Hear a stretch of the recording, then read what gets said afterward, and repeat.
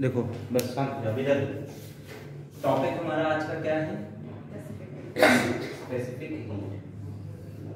Camera चल रहा है इसका मतलब ये नहीं तुम लोग जो है बोल जाओ आराम से, जो डाउट है पूछते जाओ, ठीक है, कोई दिक्कत नहीं। देखो स्पेसिफिक हीट हमारा आज का टॉपिक है। स्पेसिफिक हीट होता क्या वो बताने से पहले स्टार्ट करते हैं, क्या आया कहाँ से, ठीक है, डेरिवेशन से स्टार्ट करते हैं। मान लो कोई ऑब्जेक्ट है, मान लो कोई ऑब्जेक्ट, मान ये ऑब्जेक्ट है, ठीक है, इसका मास स्मॉल m है, ठीक। शुरुआत में इसका टेम्परेचर मान लेते हैं T1 है, हमने इसको Q amount of heat extra दी तो इसका टेम्परेचर T2 हो गया, ठीक है। तो ये जो Q अमाउंट ऑफ हीट है ये डिपेंड किस पर करेगा, टेम्परेचर इतना चेंज होना है। देखते हैं, देखो जो Q अमाउंट ऑफ हीट होता है ये डायरेक्टली प्रोपोर्शनल होता है कि कितना टेम्परेचर में चेंज हुआ है ना, यानी final minus initial T2 minus T1, यानी इसमें जाए तो उससे जाना, ठीक है। फिर हमने कहा Q जो है ये इस ऑब्जेक्ट के टोटल मास के इक्वल होगा, क्या बोला, टोटल मास के इक्वल होगा और टोटल टेम्परेचर डिफरेंस के इक्वल होगा। तो हमने कहा Q equals to delta T by F। इसको बोलते इक्वेशन 1, इसको बोलते इक्वेशन नंबर 2। दो इक्वेशन हो गई। मतलब हमने कहा जो Q है directly proportional to m delta T हो गया क्या? हो सकता है किसी बुक में T की जगह थीटा लिखा हो, क्योंकि T से हम अक्सर वो टाइम लिख देते हैं, है ना।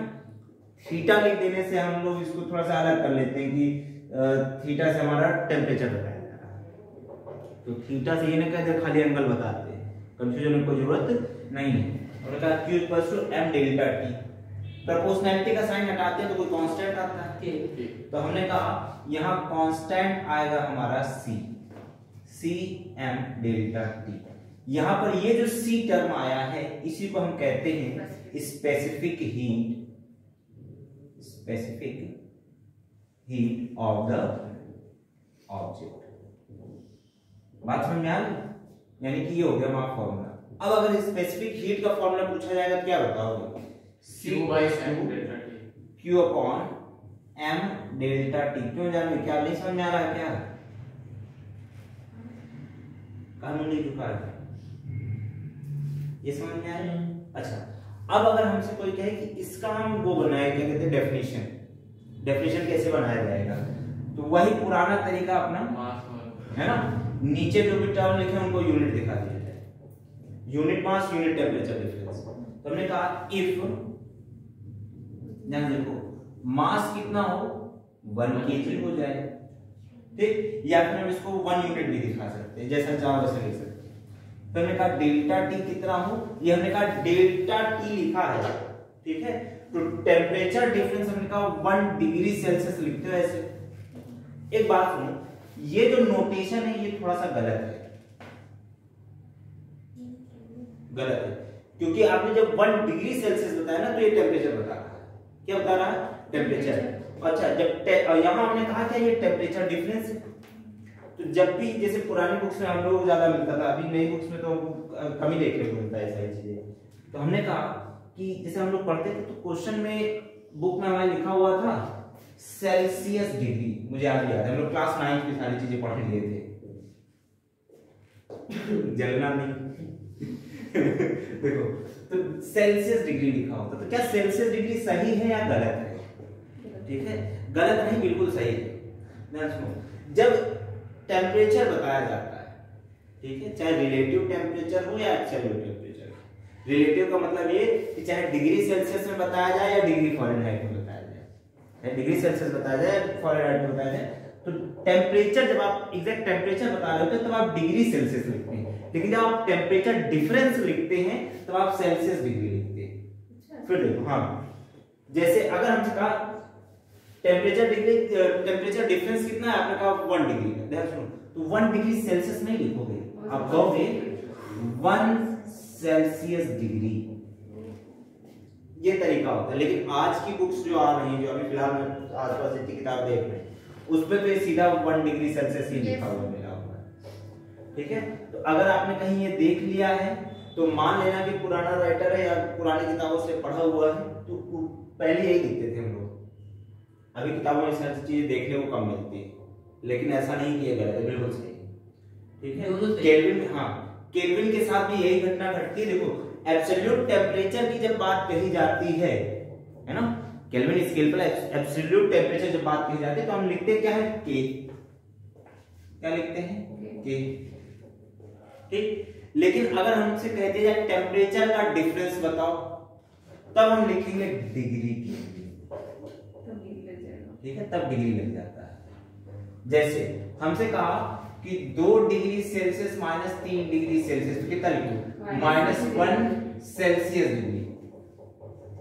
ठीक है, और एक तरीका ये कि अगर आपसे कह दिया जाए 3 kelvin minus 2 kelvin, 1 degree kelvin. ठीक, तो यहां पर ये क्या बता रहा है, टेम्परेचर का डिफरेंस बता रहा है। ये दोनों क्या बता रहे हैं, एब्सोल्यूट टेम्परेचर बता रहे हैं। ये अंतर होता है। इसके ये तो पहले हम लोग ऐसा नोटेशन यूज करते थे, हमारे गुरुजी लोग भी हमको यही पढ़ाए थे। ठीक है, हमारे सर पढ़ाते थे डॉक्टर एस.सी. पांडे, नहीं उनका बाल से चिराग उनकी कोचिंग करती है। बता दिया थे कि वो दिन भर मेहनत करते, उनको देख कर लगता है वो इतनी मेहनत करते मैं नहीं कर पाता, तो मैंने सोचा मैं भी करूंगा। तो कोशिश तो की है, गुरु तो गुरु ही होता है, क्या ही कहा जाए। तो वो यही सारी चीजें सिखाते थे, काफी अच्छी नॉलेज थी, बहुत डीप नॉलेज थी उनको। वापस आते तो हमने कहा अगर टेम्परेचर 1 डिग्री सेल्सियस का हो और मास 1 kg का हो, तो हम ये वैल्यू अगर उठा के यहाँ पुट कर दें तो C कितना आया, हमने कहा Q अपॉन 1 into 1 यानी कितना, हमने कहा C क्या है, C है स्पेसिफिक हीट।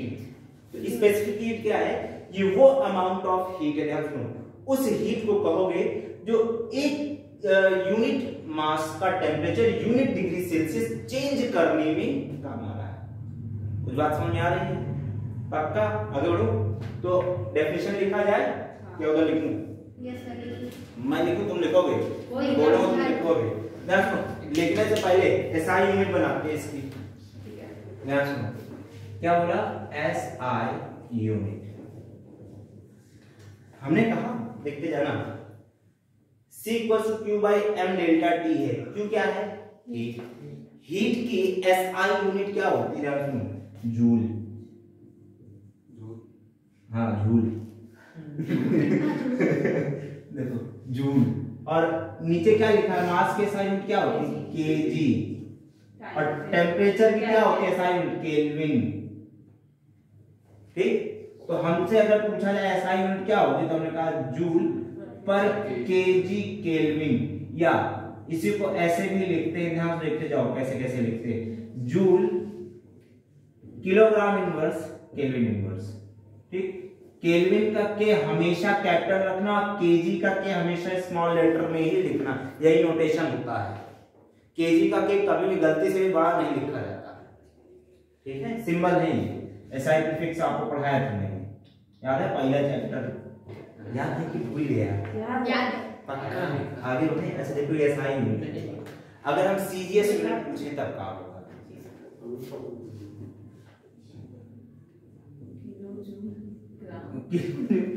मारने घंटा हो गए। अच्छा, आपको एक यूनिट बताया था कैलोरी, है ना, कैलोरी और जूल में रिलेशन। वाह, मैं रोने लगूंगा, तुम दोबारा बोलना नहीं। ये हमेशा बोलते, हमेशा गलत बोलती है। कभी तो सही बोल दिया करता है। वो 4.182 बताया था क्या, कुछ ऐसा है? चलो मैं नहीं बोलूंगा, वरना मैं रोने लगूंगा। इधर देखो, सीजीएस यूनिट क्या होती है, सीजीएस यूनिट जो होती है वो होती है आपकी कैलोरी। ठीक है, इसकी हीट की कैलोरी, मास की क्या लिखोगे, ग्राम, और इसकी लिखोगे डिग्री सेल्सियस। ठीक, तो आपके साइड क्या, सॉरी सीजीएस यूनिट क्या बनेगी, कैलोरी पर ग्राम डिग्री सेल्सियस, या जिसको आप लिखना चाहो कैलोरी ग्राम इनवर्स डिग्री सेल्सियस। ऐसे भी लिख सकते, ध्यान सुनो, लिखने का स्टैंडर्ड तरीका तो यही है। ठीक है, पर हम लिखते हैं ऐसा ही, हाथी दांत खाने के और दिखाने के, और तो दोनों लिख देंगे, मार्क्स ज्यादा मिलेगा। हाँ, दोनों लिख देंगे, मार्क्स ज्यादा नहीं मिल जाएगा, उतना ही मिलेगा। 5 मार्क्स ये बिल्कुल ऐसा है, ये बिल्कुल ऐसा कह रहे जैसे एक कपड़ा सुखाने में 1 घंटा लगता है, तो 2 कपड़ा सुखाने में 2 घंटा लगता है। चलो इतना नोट करो, और फिर मैं आपको डेफिनेशन लिखाऊं, और डेफिनेशन में रिकॉर्डिंग बंद कर देते हैं, रिकॉर्डिंग वाले सुन लेंगे। ज्यादा इंटेलिजेंट। हाँ, तो हेडिंग तुम्हारी थर्मल कैपेसिटी और हीट कैपेसिटी।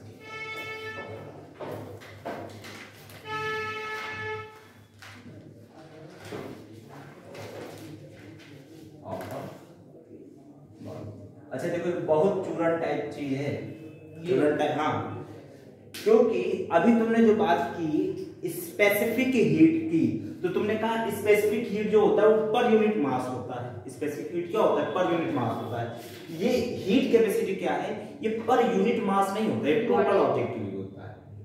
क्या बोले? टोटल ऑब्जेक्टिव होता है। यानी कि अगर मैं कहूं, जैसे आपने कहा कि देखो हीट कैपेसिटी जो होता है एस से डिनोट करते हैं। ये क्या होता है? देखो ये होता है, तुमने कहा जो स्पेसिफिक हीट लिखे थे पर यूनिट मास के, थोड़ा बड़ा लिख देंगे और लिखा देना, हम देखें अभी।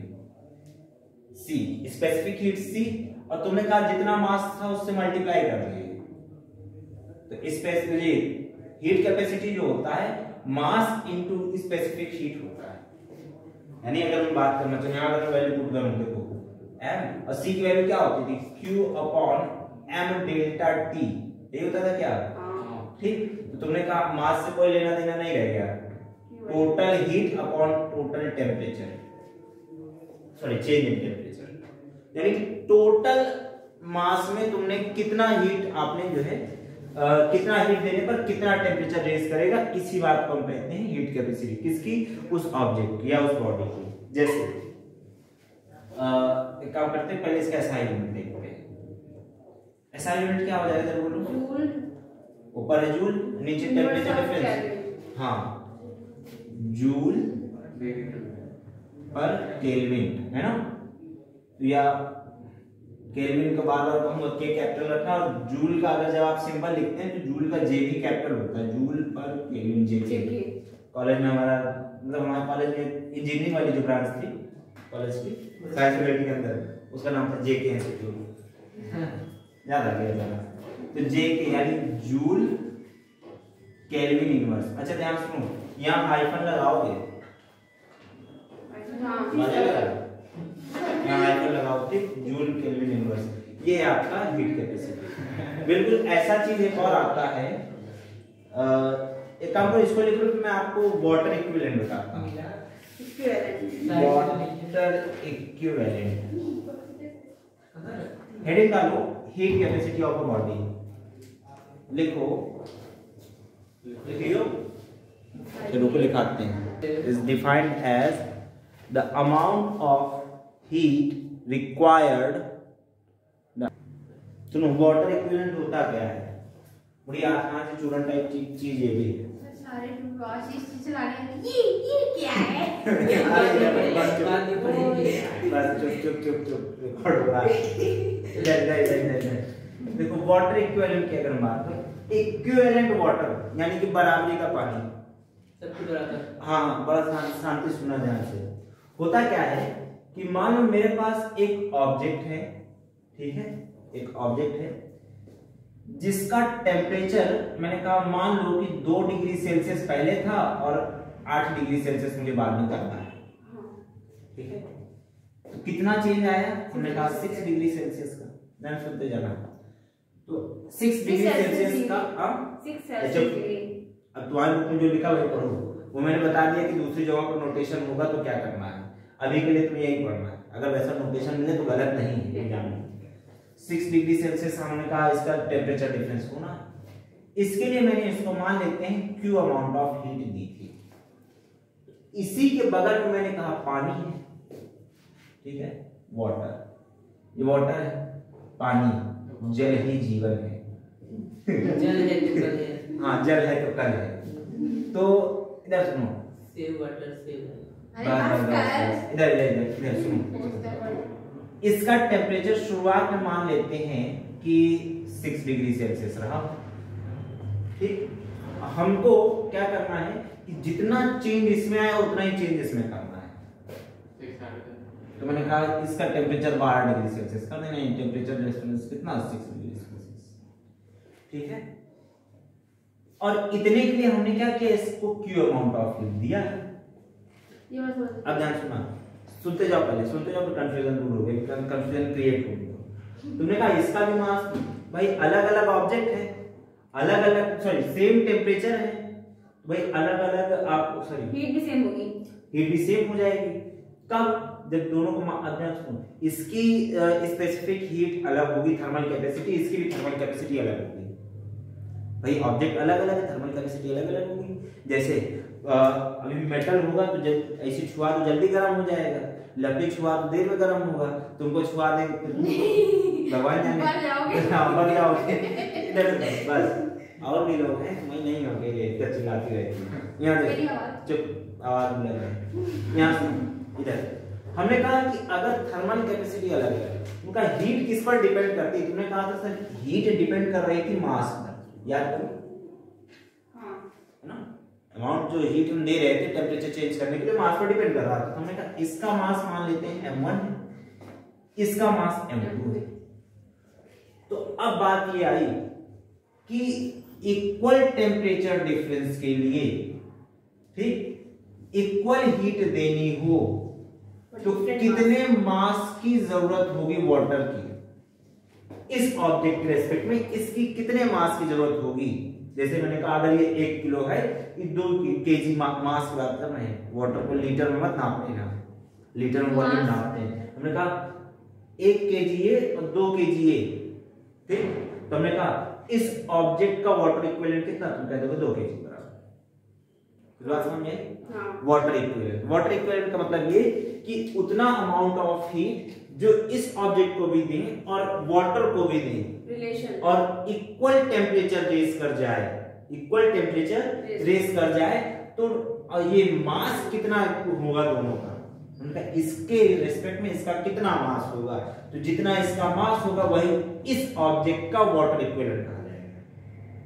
है आसान चीज, रिलेट करने वाली बात है। नहीं समझ में आया? किसको किसको समझ में नहीं आया? 1 बोलना, 2 3 लास्ट बस इधर सुनो। हमने कहा कि हीट इक्वल देनी है, टेम्परेचर इक्वल राइज करना है, ठीक। लेकिन हम जानते हैं इक्वल हीट देने पर इक्वल टेम्परेचर राइज नहीं कर सकता जब तक कि मास इक्वल ना हो, सॉरी मास अलग अलग ना हो। इसके लिए ध्यान सुनो, ऐसा समझो Q equals to mc delta T होता है, ठीक। हमने कहा Q सेम है, C दोनों का अलग अलग है। इसका मान लेते हैं C1 और उसका मान लेते हैं C2 होगा। Q equals to mc2 delta T, ठीक। अब क्योंकि C अलग अलग है, हम Q सेम करना चाहते हैं तो मास को भी अलग अलग करना पड़ेगा क्या? फिर कंफ्यूज हो गए? हाँ हाँ हाँ हाँ बिल्कुल सही जा रहा है। ऐसा कैसे बताऊं तुमको? इधर सुनो, हमें Q सेम करना है, ठीक है।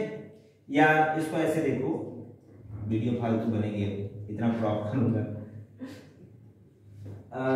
mc डेल्टा T होता है, T नीचे ले आते हैं तो Q बाई T को मुझे कांस्टेंट करना, इधर m और c लिखा हुआ है, हाँ। ठीक है। ये मैंने कहा इतना हिस्सा क्या है? कांस्टेंट है, बराबर है दोनों के लिए, ठीक। ये कांस्टेंट है, तो हमने कहा m और c अगर कांस्टेंट है तो m1 c1 equals to m2 c2 होगा, ठीक। ये m2 c2 होगा। अगर हमने कहा c1 c2 अलग अलग है तो m1 m2 अलग अलग होना चाहिए। अभी समझ में आ रहा है? यस। पक्का? अगर ये समझ में आ रहा तो हमने कहा कि अगर पहला वाला ऑब्जेक्ट का मास m1 है तो दूसरे वाले ऑब्जेक्ट का कितना मास रखें कि टेम्परेचर सेम राइज करे इक्वल हीट के लिए। अभी समझ में आई बात? मैथमेटिकली बात समझ में आ रही क्या कर रहा हूं, है ना? 23 लिखो, 3 into 2 लिखो, अलग अलग। हमने कहा, ध्यान सुनते जाना, इक्वल हीट देने पर इक्वल टेम्परेचर रेज करे, इसके लिए वाटर का कितना मास लिया जाए इसके रिस्पेक्ट में, ठीक। तो वाटर के मास को क्या कहा जाएगा? इस ऑब्जेक्ट का वाटर इक्विवेलेंट कहा जाएगा। कॉन्सेप्ट समझ में आ रहा है? गलत तो नहीं है? तो लिखो, टॉपिक डालना। हाँ हेडिंग डालो।